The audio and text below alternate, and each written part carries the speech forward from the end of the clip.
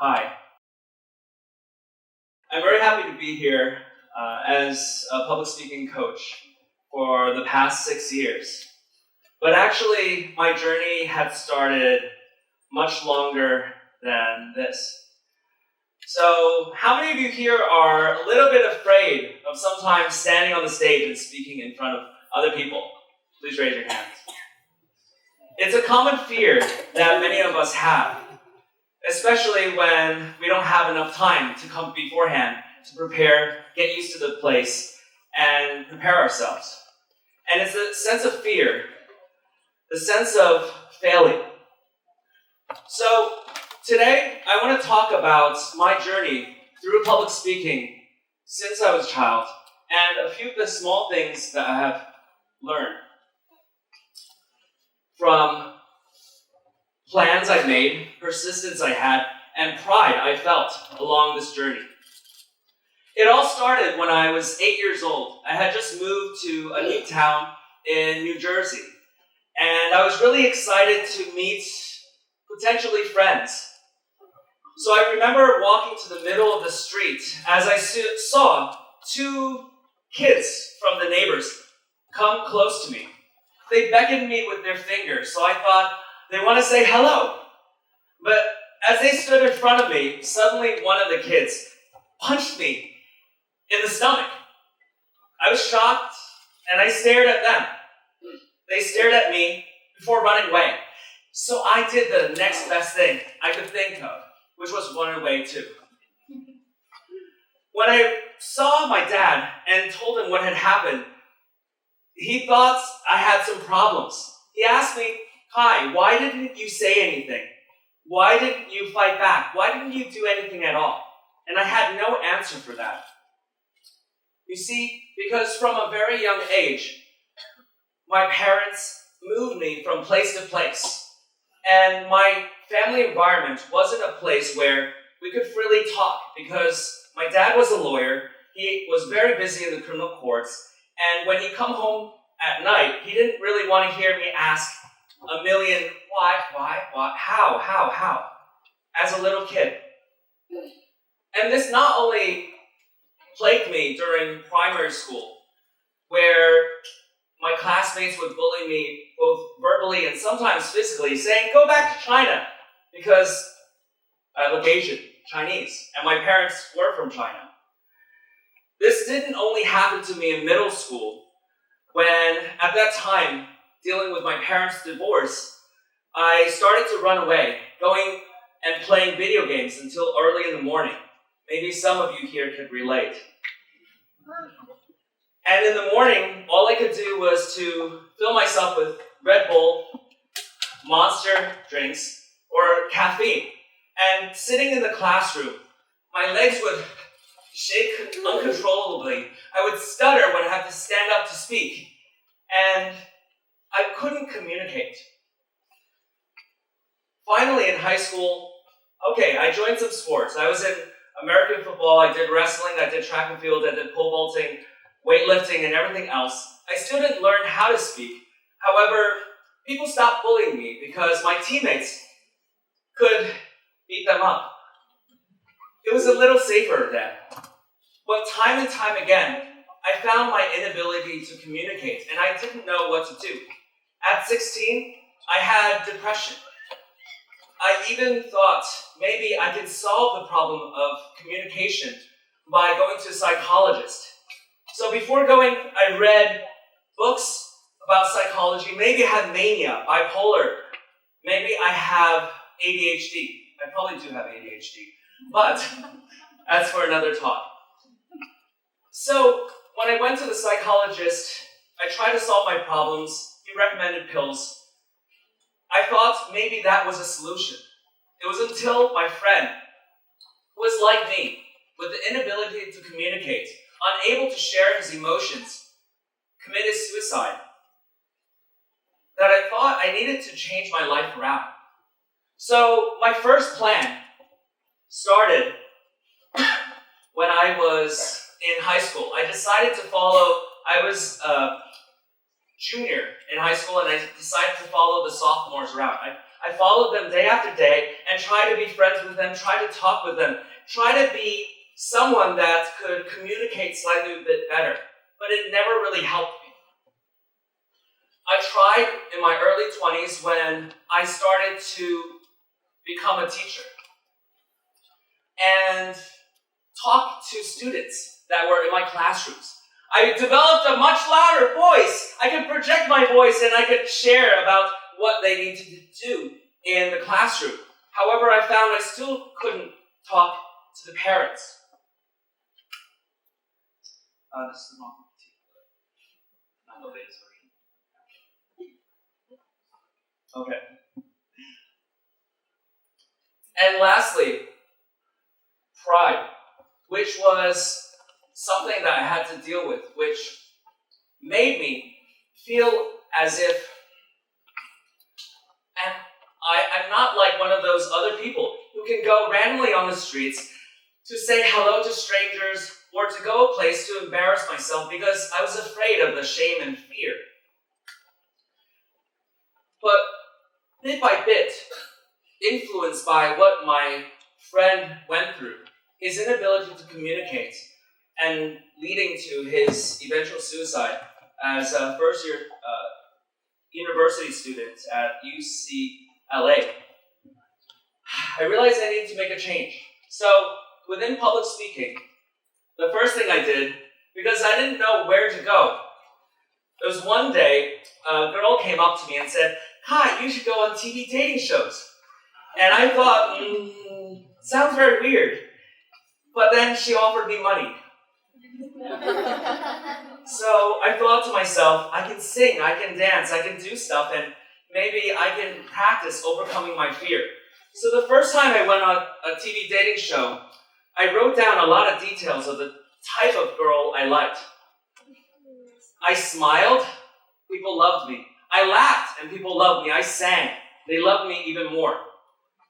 But the second I opened my mouth and described what type of person I like, they actually even brought out a big billboard saying all the prerequisites to be Kai's girlfriend. Their faces dropped. They hated me, they booed me off stage, just like that. And I was pleading with them, I just want to stay for the games. Won't you let me play?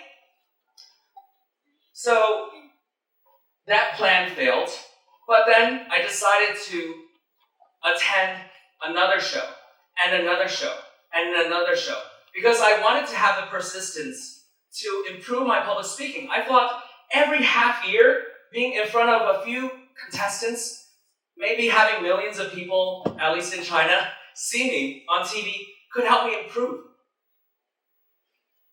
And one show after another, I kept succeeding, finally, discovering how to become a better speaker. Until on Weibo, they started saying, "Hey, didn't I see you on that show before?" Finally, going into persistence, practice after practice, I found that in our lives, we make plans. How many of you make plans? How many of you sometimes have persistence or hear from others you should have persistence? And how many of you have ever felt prideful, too prideful to do something? Thank you. What I discovered was that all of these things sometimes hold us back. Our plans will lead to failure. Our persistence will waver. And our pride will get in the way of what we really want. But if we really want to achieve something in our lives, what I want to propose to everyone today is to take these goals, these dreams, and make them lifelong goals. I know in a lot of places they talk about how we should set realistic goals, achievable goals, and SMART goals. However, at the same time, once we achieve it, we may move on to the next idea, the next plan, the next thought. For me, I found having a lifelong goal of becoming a really great public speaker or a world champion one day. I've been pushing myself day after day, making accomplishments, achievements in competitions, helping my students, even finally being on TEDx after hearing about it 5-6 years ago as a new public speaker within our community.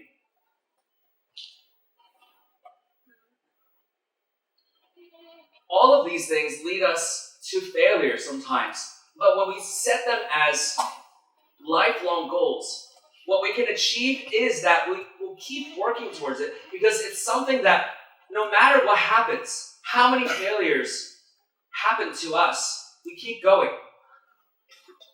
Just like the theme for today, ripples not waves, I believe it's a little failure after another little failure that leads us to true success.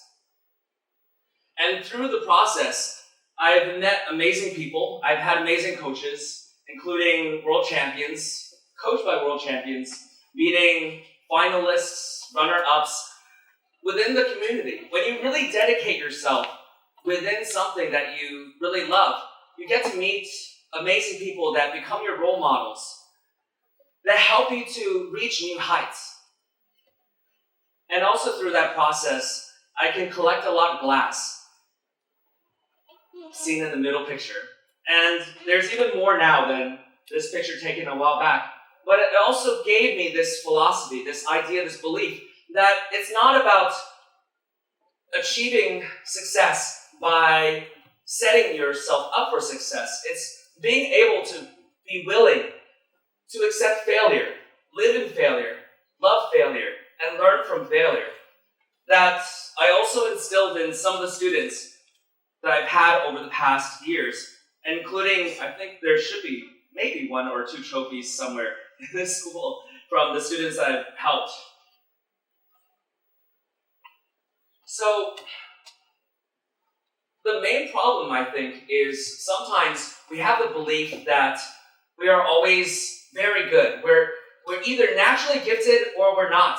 And if we're not naturally gifted in what we want to accomplish, we should try something else. But the truth is, if we are really passionate about it, if we really love it, we have to realize we're not going to be a pro at it. And instead, sometimes we'll always start out making mistakes. With the belief that we need lifelong goals, it has helped me a lot in making short videos now, learning Muay Thai, becoming better with my photography skills, as well as learning how to live in a marriage. Lifelong goals is the idea I want to put into your minds here today. And I want to ask each one of you, if you take a moment to think about it, what is that one thing you would like to accomplish before you? And if you take that goal, no matter how unrealistic it is, but work towards it throughout your entire life, make that your passion. It will allow you to achieve unimaginable things. Maybe you won't get to your actual goal, but you'll love the journey to it. So what I wanted to say was that our plans are important to guide us in achieving what we want, but they will fail. So you need plan A, plan B, plan C, plan D, plan E. This is probably plan B, which is semi-impromptu because of the PPT. We need to have persistence, like working out at the gym. Whether it is to have a healthy body or mind, for academics, for hobbies, for our professions. But accept that persistence will sometimes also falter.